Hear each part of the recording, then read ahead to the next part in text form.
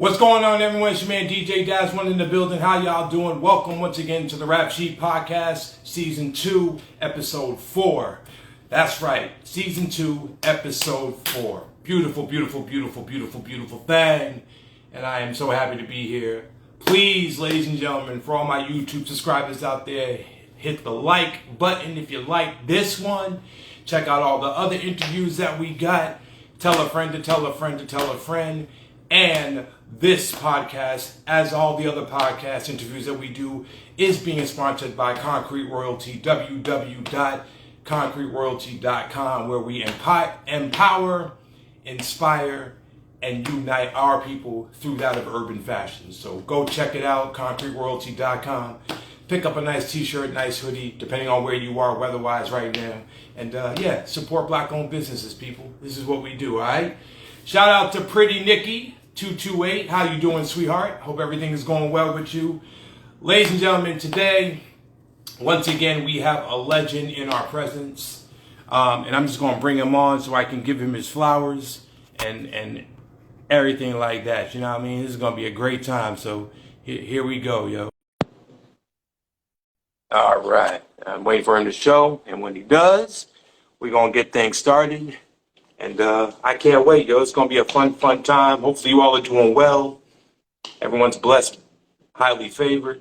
And hopefully your Memorial Day weekend was good. Everyone's eating them leftovers by now, probably. Word up. So I'm excited. R&B lovers, tonight is your night. This is going to be a great show. We're going to talk to one of the biggest R&B legends in my mind that I feel does not get his just due, but he gonna get his just due today because this is what we do, and I like giving my just due to people. So we're gonna wait for him to show up. I don't see him yet. My brother, I sent you an invitation. If you see it, let me know. If not, you can send me one, and I'll accept you, and then we'll get things on and popping. All right. Let me see. Oh, I don't see him there. Okay. Oh no, he didn't come. Oh. There he is. Okay, it says you're unable to join. So let's try this again. Let's see if we can do this one more time. All right. Bam, bam, bam, bam, bam, bam. There we go. There he is. There he is. All right. There's the man, ladies and gentlemen. All right. So welcome to the Rap Sheet Podcast once again, ladies and gentlemen. My name is Mr. DJ Daz One. I'm in Kansas City by way of New York and Boston. And the guests we got right here, I'm not sure how many of y'all followed R&B back in the late 80s, early 90s, but the gentleman that you're seeing here was not only a pioneer, one of the greatest groups that ever did it, but his inspirations to being, man, I did my research on you, and there were some things I didn't know. We're going to get into it. Like when you wanted people to know who you really were about your business and about your grind at a young age, but we're going to get to that. But this guy is, again, one of the front runners of one of the greatest R&B groups in my mind that created the perfect album in 1990. We're going to get to that. He's a singer. He's a songwriter, Grammy award-winning artist. Some of the songs that are on the radio in the early 2000s and then some were written by this guy right here. Trust me, his pen game is sick. We're going to get to all that too. But ladies and gentlemen, without further ado, a legend. And one of the rare few R&B artists to have a cameo in a motion picture. You didn't think I knew that too? We're going to get into all of that.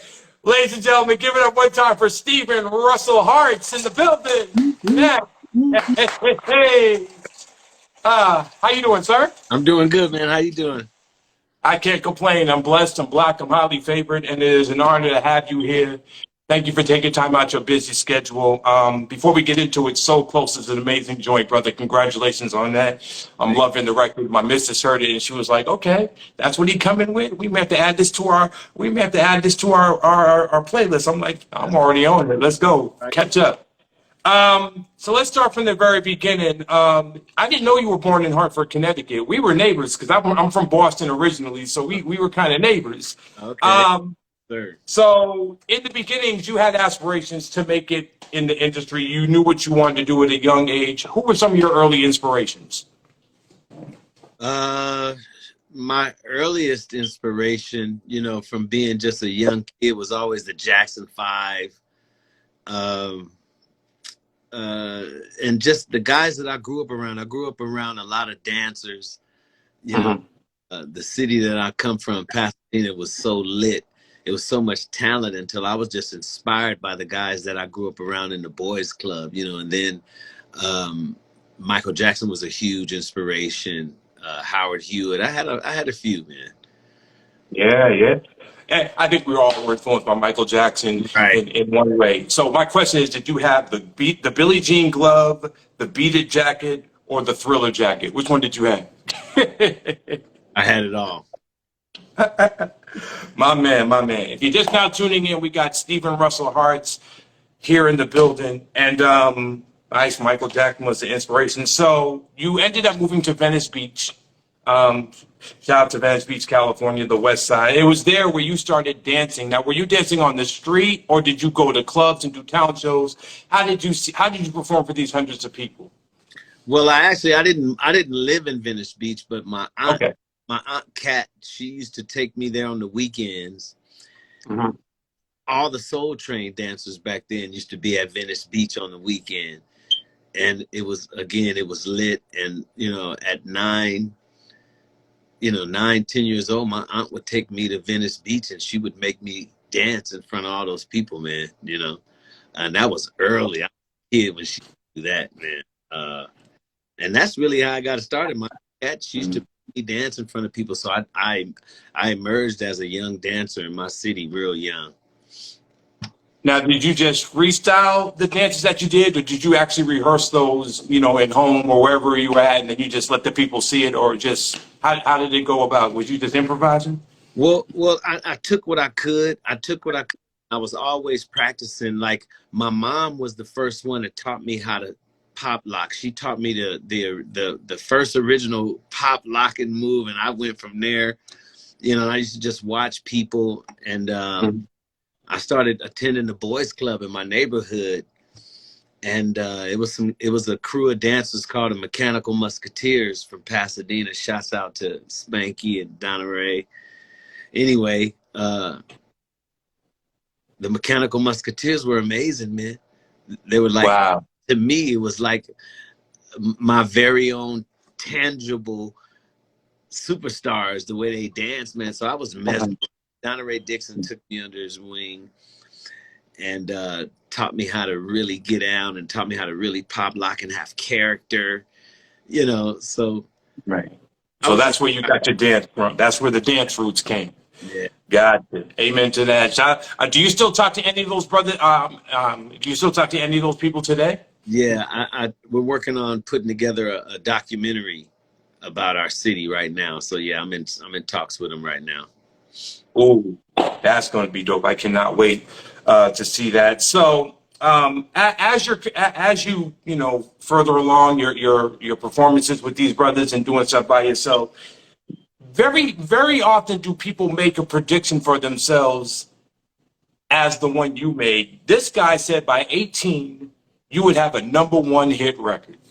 That's a pretty bold thing to say, especially at this time where you didn't have what we have today, the YouTubes and the Right. Instagrams and the easiest way to be heard. Let me tell y'all something. I've been DJing for 25 years. If there's one thing I know, back then, if you didn't have a record or a song on the radio or a video, it was hard to get noticed. Truly hard to get noticed. So when he made a bold statement like that, I'm like, all right, but you have the confidence to do it. What made you make that prediction for yourself? Well, I had recently lost my grandmom, she had just transitioned. So I knew she knew that I had talent, that I was, gifted in some sort of way. And so it just disappointed me that she passed before I got a chance to accomplish anything. So upon her passing, I just made the declaration that, before I get out of high school, I'm already be popping. Right. Okay. Oh, no, I'm sorry. You have to say something else? I'm sorry if I cut you off. No, I said, and that's what happened. Yes, it did. It sure did. First of all, sorry for your loss, sir. I know she's watching down on us from the heavens right now, so definitely rest in peace to Grandma, most definitely. So let's fast forward to a show called Putting on the Hits. And I remember this show. I forgot who hosted it, but I do remember watching this show many, many, many times. this was a talent show when you won it, and this is ultimately how Troop got started. So how did you and the brothers get together to form Troop? Well, Rodney and Reggie were the two original members that participated on putting on the hits, and Mm-hmm. I've just me and Rodney have known each other just by being in school with each other. So he had already told me that he was going on putting on the hits and to watch it and all this stuff. So there was a big talent show coming up at our school, and I was looking for the talent show, and he was looking for me because a producer called the show and wanted to know if the guys who did the New Edition bit could really sing. So he was looking for me to ask me, was I interested in being in the group, just because a producer called. So that was the start of it. I was like, of course, and that's how. Absolutely. Yeah. So I'm sorry. I'm just a little nervous right now because I'm actually like interviewing you, and I shouldn't be nervous because I've done this many times. But it's just like to be in the presence of someone who I personally admired. I'm a little tongue tied right now, so I'm gonna get through it, y'all. I'm gonna get through it. So Troop was formed, and I really took notice to what Troop stood for when it said total respect of other people. Yeah. Dope. So dope. So I guess the next question is, what was the mission of Troop, and what was it you all wanted to do with the five of y'all heading out to this mission to be nationally recording artists? What was the mission? The mission was to become huge superstars, to make a lot of people feel good, to create a lot of really good music, and to become legends in the music business. We wanted to accomplish, we wanted to become stars. We wanted everybody to know us. We wanted to be famous for great records and great performance. We wanted to make a mark as one of the best performance groups ever. That was one of our biggest goals, was to be, outside of Temptations and New Edition, we wanted to be one of the best amongst them. And Right. always remembered as somebody that couldn't be beat on stage. That was really a big goal of ours. But we just wanted to have a legacy, create a legacy. That was our goal. Amen to that. And you sure did that in time. So 88 Mamacita drops. It was number 2 on the R&B chart. You fulfilled the goal that you had set for yourself personally. But the generic question, when you first heard the song on the radio, where were you and what was the emotion like, knowing that you guys were being heard literally throughout the world? I was at my girlfriend, my high school sweetheart's house as usual. And the song came on 1580 K-Day. And I remember going outside just so I could be by myself and really listen to it, because I could not believe. And I tell you, I couldn't believe what I was hearing.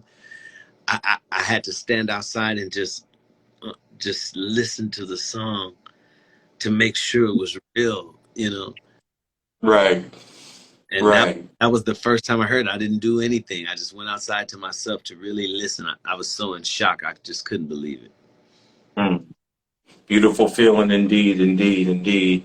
And Mamacita is a record I do play every once in a while when I'm thrown into an 80s type of vibe or whatever. I definitely feel it's a standout record. It definitely had the Levert sound, the Casanova vibes. I was like, man, it's just the perfect record to play at all block parties and everything. DJs have this record. If you don't, go find it. You get it. Get the vinyl. Right. Find the 12 in somewhere. No, definitely. So then the debut album dropped. And again, another generic question. When you held the album, because we're taking it back to the vinyl and cassette days, when you got to see the album cover, knowing this was a reality, what were all your thoughts at that time? Man, I'll tell you, manifestation is so powerful. All I could think was all the many sessions that we went to, all of the rehearsal that we have been doing all these years, to see that creating that momentum actually moves the universe in your favor.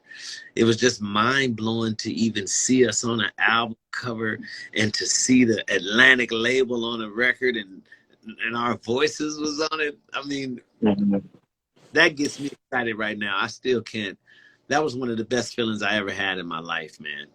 I could Wow. not believe we were on vinyl. I could not believe we had a record deal. Even long after we had our deal, I was still in shock that we were signed to a major record label, getting ready to come out, and we're working on our video. We're getting ready to go to Donnie Simpson's Video Soul. After, it's just unbelievable, man. Yeah, I can only imagine where you just like this is the start of a journey that's going to take us to a lot of places, and Soul Train, and we're going to get into all that because and I'll just go to it right now.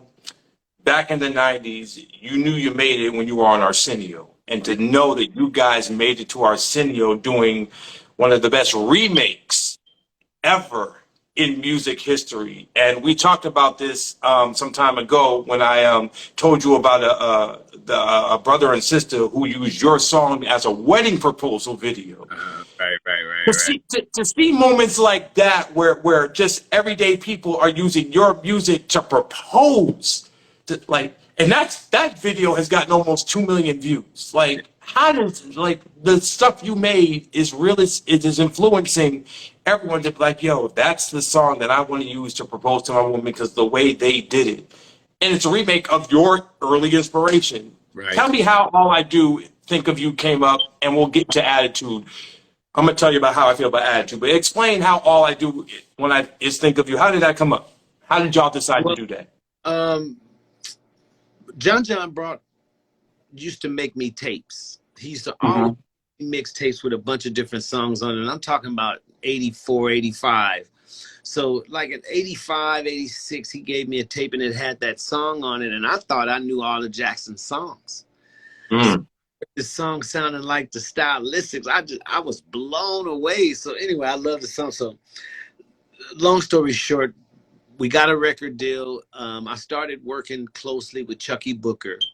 So I was always one of the guys who were heavy in the song selection and just trying to come up with stuff. So that song was always on my agenda from the time that I heard it on that tape. And so me and Chucky Booker, we remade it for the first album, and the label passed on it. Wow. By the time we got ready to work on the second album, we resubmitted it again, and they said yes, and that's how it ended up on the second album. Ah, man, what a classic. Now, before we go any further, I want to just say that Attitude for me was the perfect R&B album with a New Edition Heartbreak or Donnell Jones Where I Want to Be. Like every single song was a hit from start to. I never pressed fast forward. Whenever that album came, I was like, let the whole thing play. My music, Attitude, I'm Not Souped. Oh my man, listen, that whole album was a classic. When you all finished recording that album, before you even submitted it to the label, what were your thoughts on it? And be like, are we going to fall into the sophomore jinx? Are they not going to appreciate this record? Are people going to, like, what were your thoughts going into it as the album was being completed before you sent it into Atlantic? Well, we were called the Guys, and there was a group called Guy coming out. They had a release date like maybe close to a month before ours. So we had to change our name to Troop right at the last minute. And as we was finishing the album, we had Dallas Austin, and at that time that was the closest thing we could get to like a Teddy. So we were,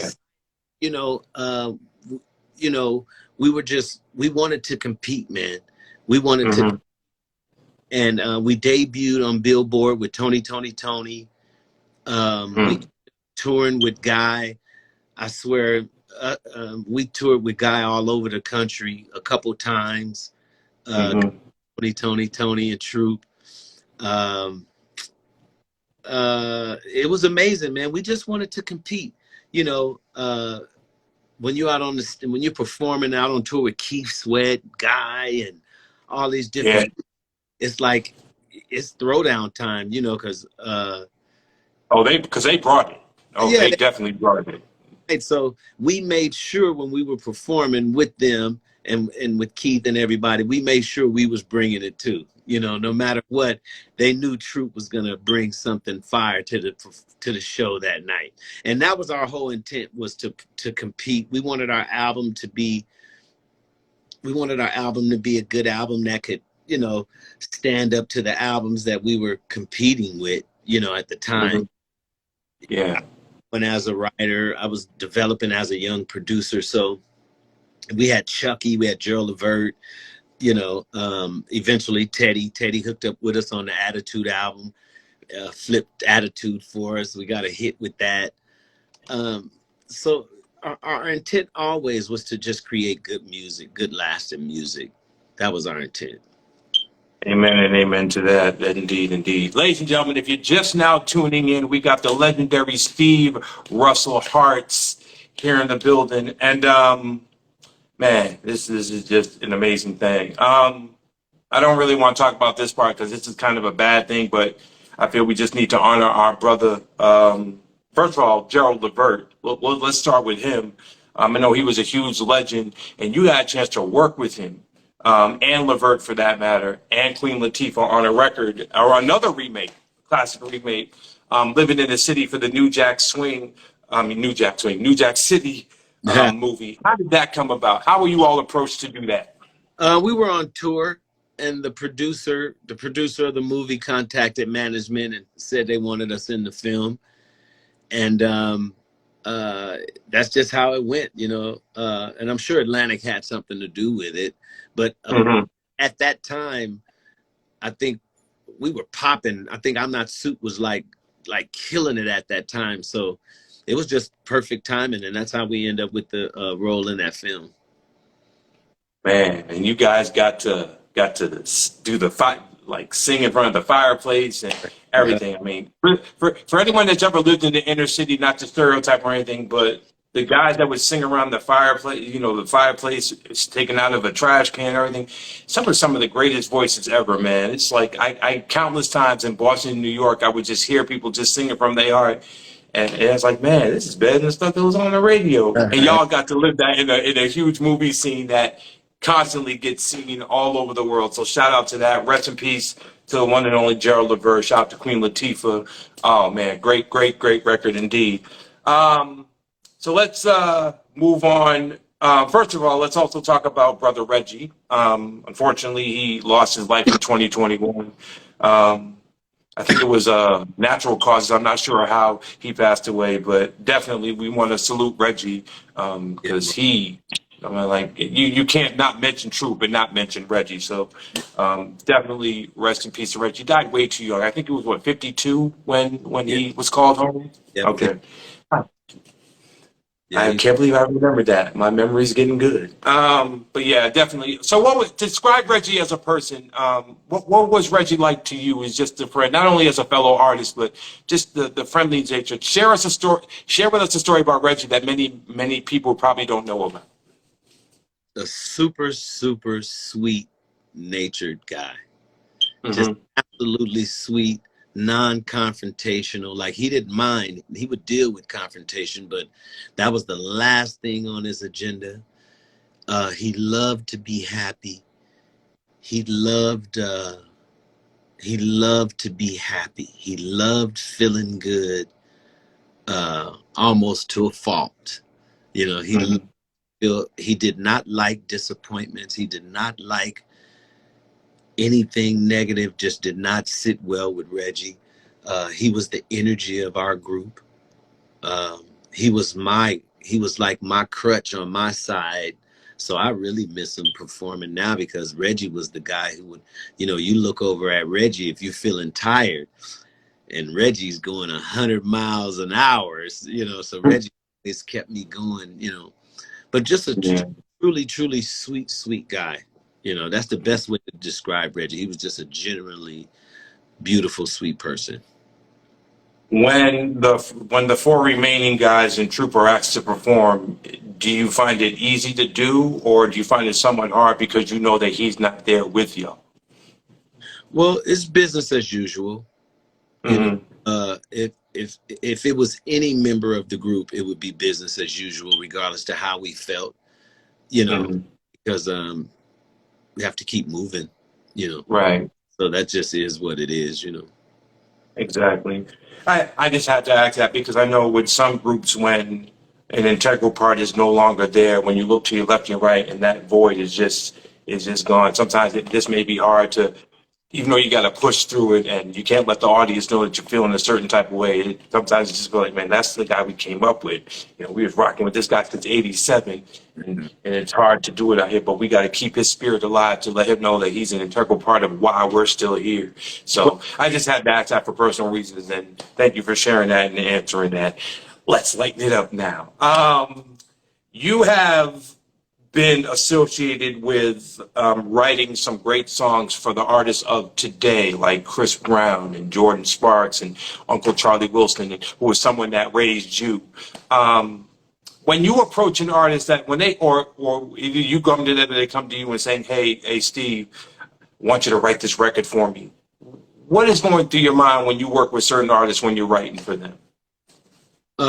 Well, I was fortunate enough to be a part of a really, really dynamic production team called the Underdogs. Underdog, yep. And while being a part of that, um, I was exposed to the company of most of my idols. You know, Mhm. I was able to write and produce for some of the people that I admired for my entire life. But when it came time to work for people, I guess anybody, you know, we had Chris when he was 14, Mario when he was 14, 13. I mean, for me in any project, the first thing that I do is I try to put my mindset.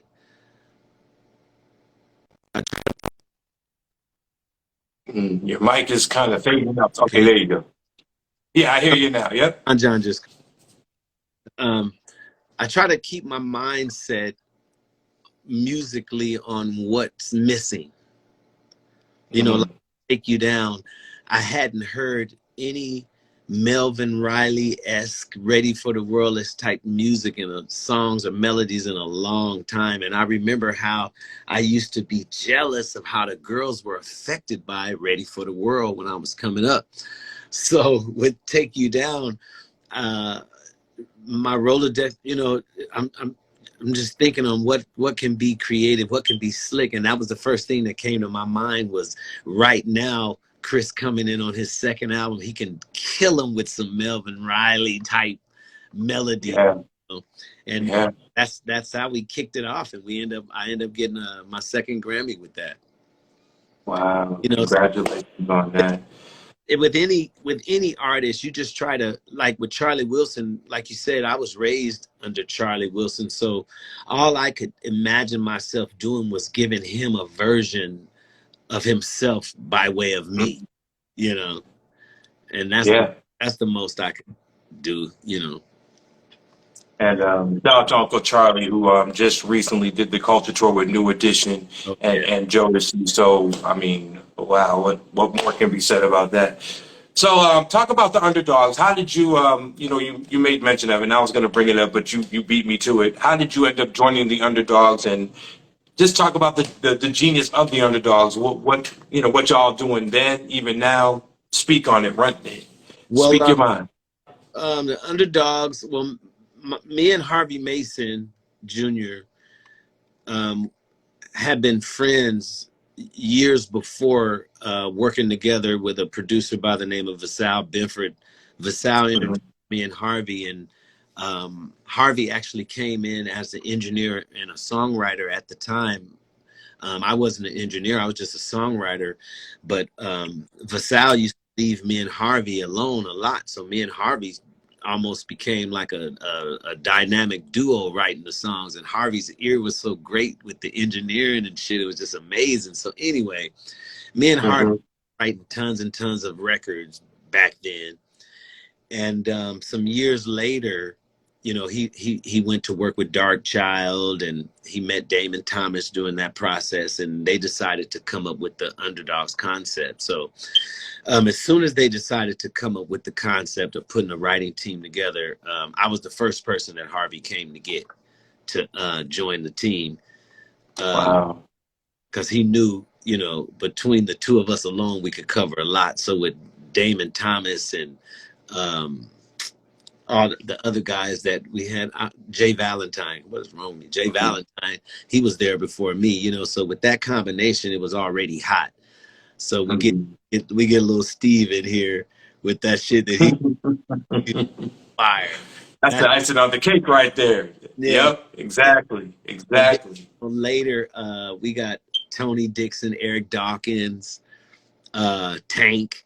You know, we created a nice crew. You know, we had a nice songwriting crew, man, and nobody could beat us. Period. You know, when we pull out our laptops, when we go into the main room and we put all our laptops, it was over. No, we left all our egos out the door, and we were able to get a lot of hit records because there was never any ego involved in our creative ever. Right, You know, Eric right. Hawkins, he sing better than anybody in the room. You know, he sell his line when he writes a line, he'll sing it real good. Tank will sing his. You know, we had a joy creating songs because if people didn't respond to the line that you wrote, it just wasn't hot, and you had to move on. Yeah, yeah. See, yes, I'm so glad you said that because, again, going back to the 80s and the 90s, where the way to be heard is a lot different now than it was then. People be in the studio and be like, yo, John, listen to this.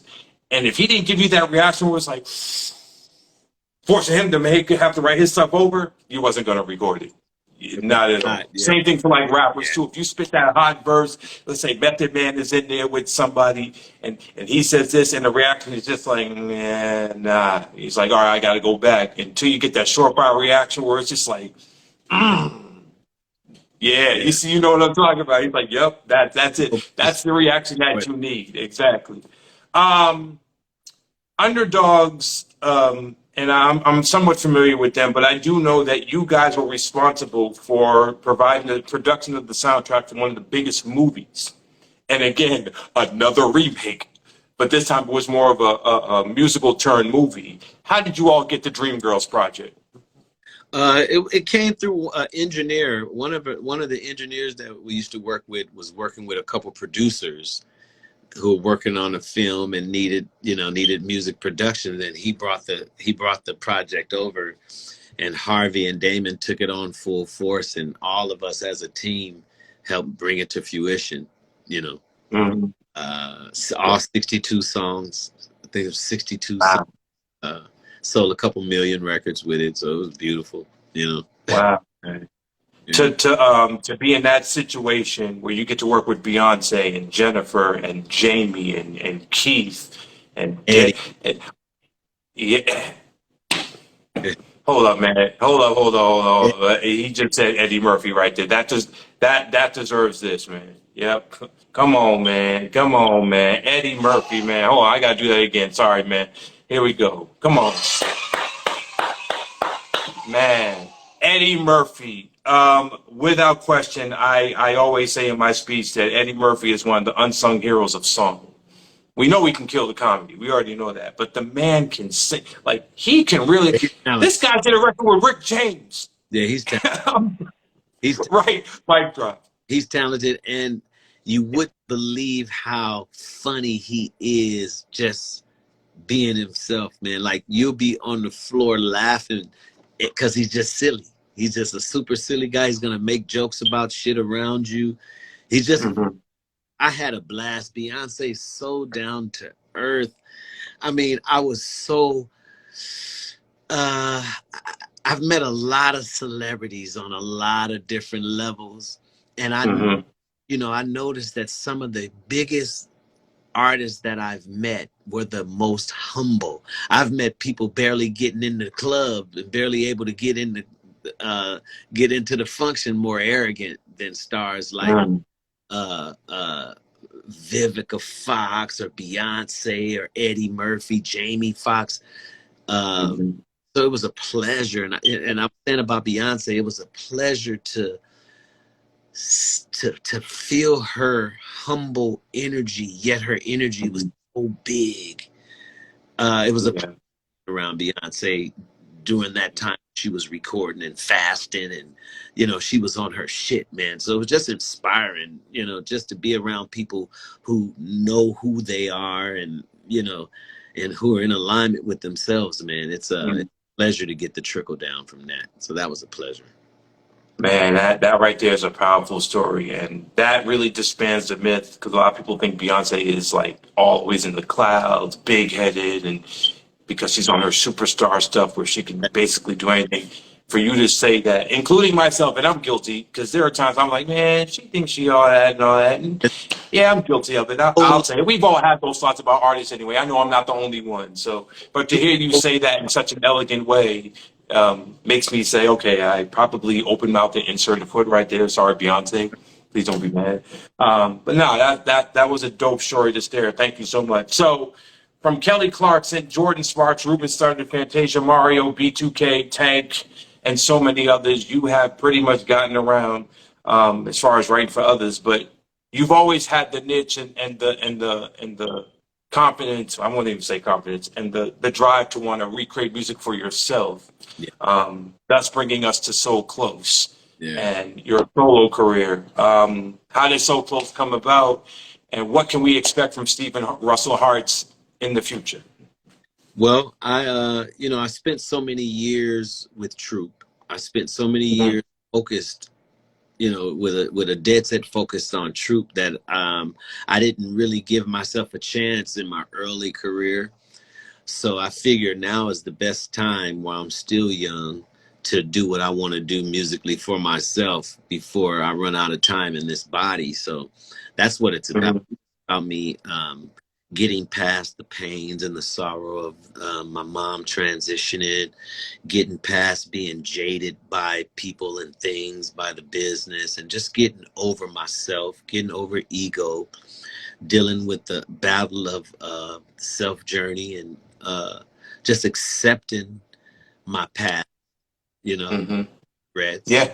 knowing that everything was to move me forward and not hold me back. So accepting all that got me to So Close where I could appreciate what I'm doing now.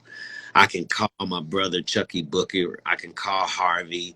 We can meet up in the studio and write a smash and release it. So that's the success for me already. The fact that I can get with Chucky and Harvey and write a record and we love it is success for me.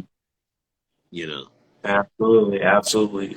Ladies and gentlemen, if you have not seen the So Close or have heard it, there's a Spotify link on our page. Definitely click on it. And if you like it, please support the record. He has no problems with YouTube, but if you actually purchase the record, that would mean a whole lot more. So it's what, $1.29? Probably even less than that. Come on, man. Y'all can support the record. I already did. I'm gonna do it again because I want to get it for a few of my DJ friends. I like, look here, on me. It's Big doing, spender, but nonetheless. it's doing good. After all, say sorry. Go ahead. No, I was saying it's doing pretty good too. We're having some nice success with the record early on, so I'm pretty excited. Yeah. Amen and amen. After all this time, since '87, you have been in the limelight. People know who you are. What is the best moment so far of your career, both maybe personally and professionally, if you were to recall one right now? I guess I would say the first thing that comes to my mind is when we performed I'm Not Souped on Arsenio, our first performance on Arsenio. I think that's one of the highlights of my career. Um, and other than having, my children, watching, my children being born, those are moments that, I could never replace. But just in music,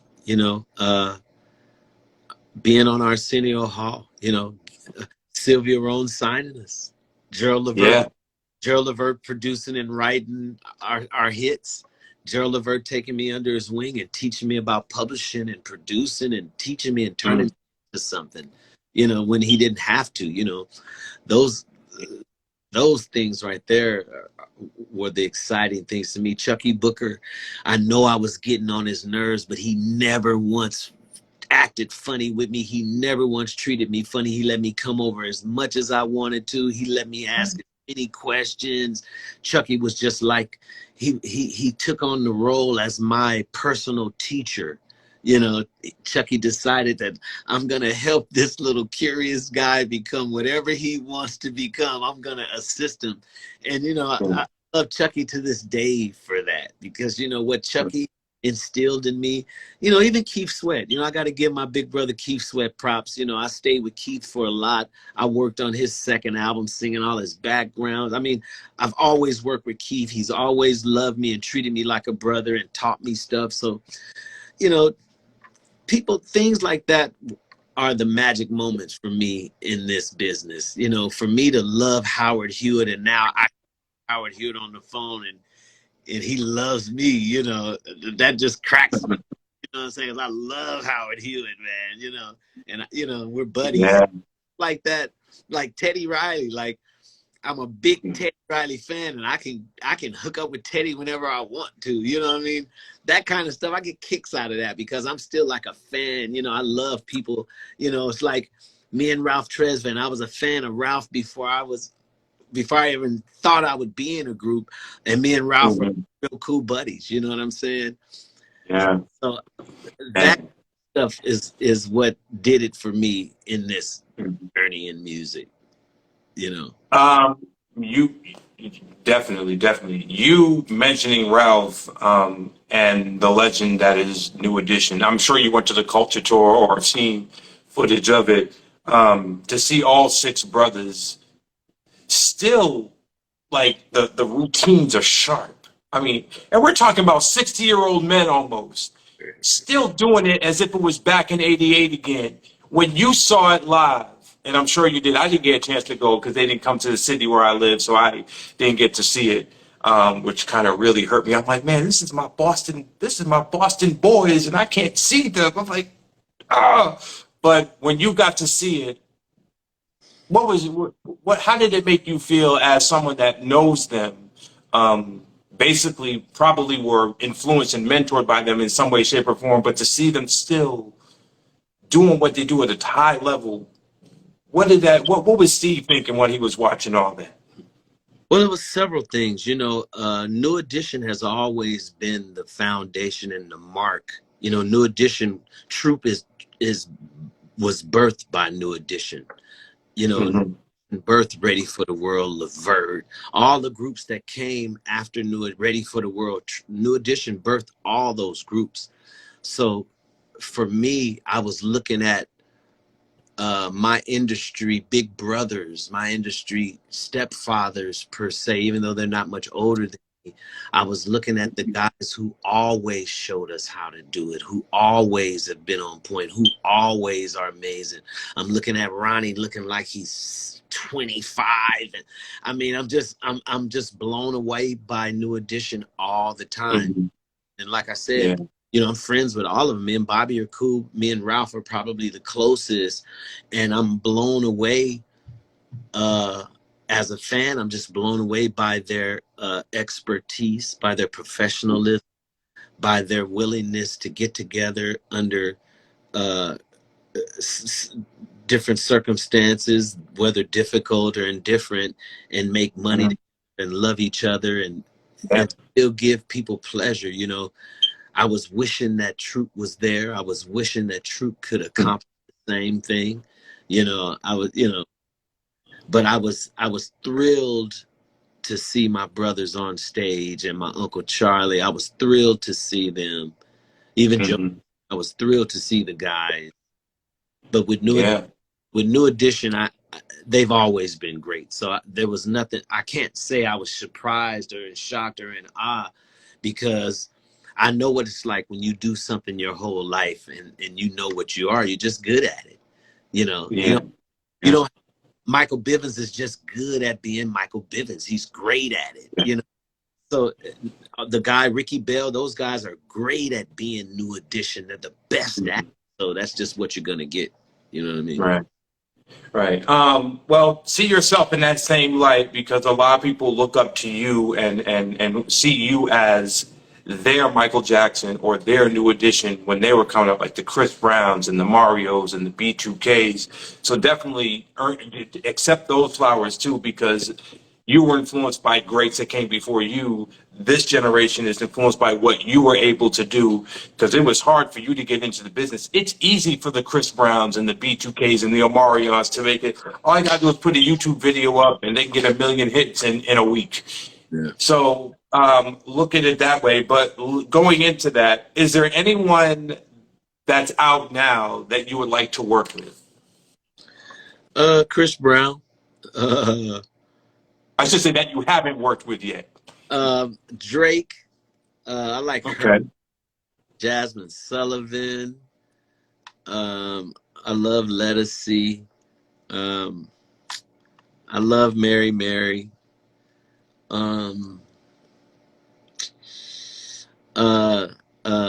Lucky Day. I really like him. Mm-hmm. Yeah. There's a few people that Bruno Mars. I would like to work with Bruno again.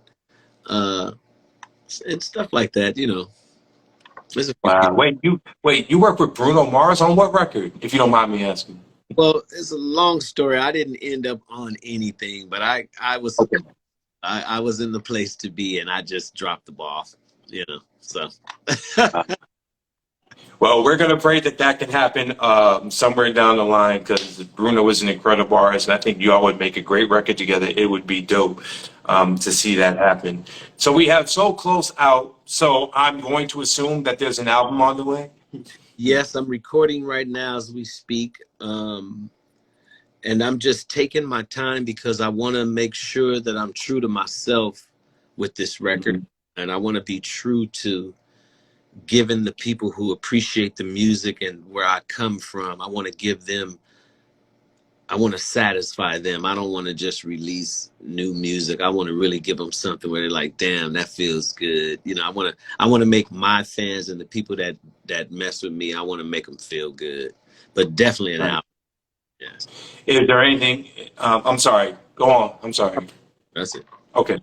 Is there anything that you can tell us about the album aside from the single? Is there anything who you might be working with, producers, guest appearances? Yeah, I'm working with Eric Dawkins, Chucky Booker, myself, my buddy Coast Carlos. I don't know you. I'm not done yet, so who's to say? There's no telling them what. Okay. Do you think there could be a Troop reunion on this record? It's possible. It's possible. Okay. I have several unreleased Troop records in my vaults. So there's always a possibility. I can put Alan on anything I want to put Alan on. So yeah, it's always a possibility that Troop is gonna be. This guy. I'm all for the Troop reunion, and I'm sure everybody listening would say the same thing. So I'm all for it too. Let's make that happen. Yeah. On a more personal note, something I want to say because you spoke on the humbleness of Beyonce when you met her. My first time actually meeting you was in Boston because you and I have 1410 or Urban Heat. We used to be, I worked at the station for a brief time. You worked for the station with Michelle A. Shout out to Mark Neal first and foremost. Right.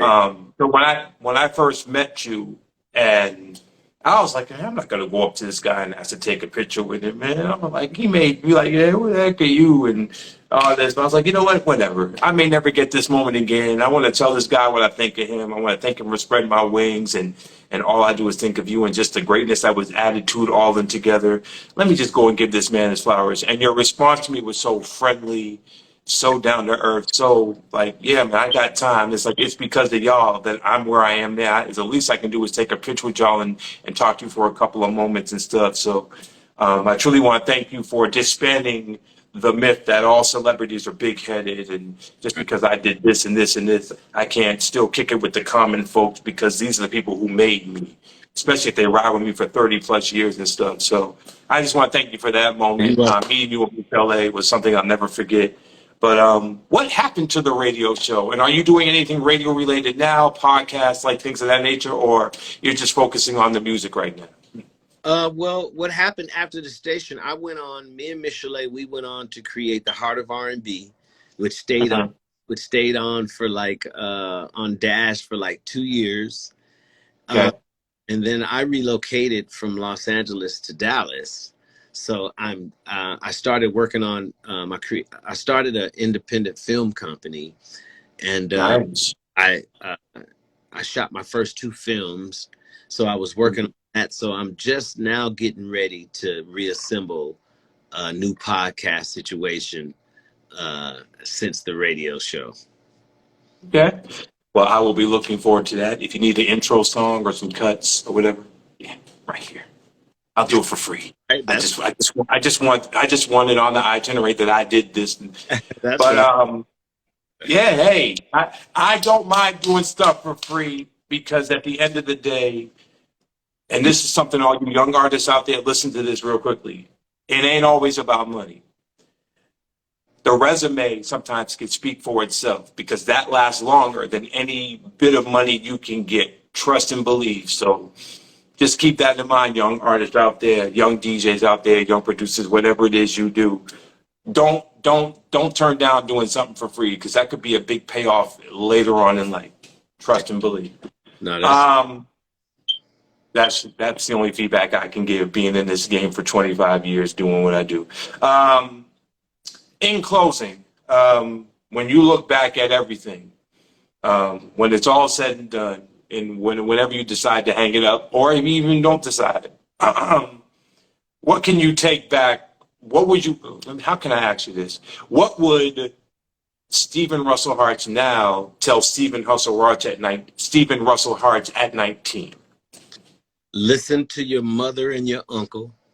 They're your gods in the flesh. They're warning you and trying to keep you on a certain focus and a certain track.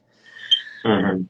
Stay focused, son. Stay focused. That's what I would tell Steve. Stay focused. Do not be distracted. Do not be distracted. Stay focused. You are doing so well. Don't get distracted, son. That's what I would tell him.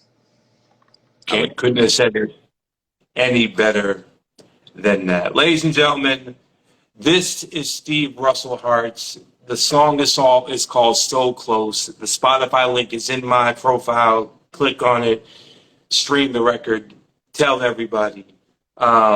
This man right here is a true legend in the game. He has written, produced, performed, done some of the things that a lot of us, a lot of artists wish they could do. And that's just the truth of it all. But he's never lost sight of his humbled side. And honestly, he's still grinding as if he just started.